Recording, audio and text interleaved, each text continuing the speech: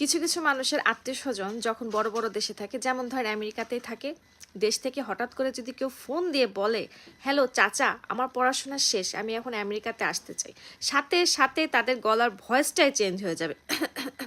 কেন আমেরিকাতে আসতে হবে?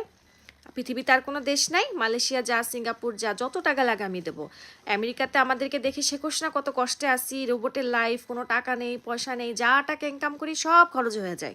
মানে এমন হতাশ কথা বলবে যে সে যে দেশে থাকে সেই দেশ ছাড়া দুনিয়াতে সব দেশ ভালো।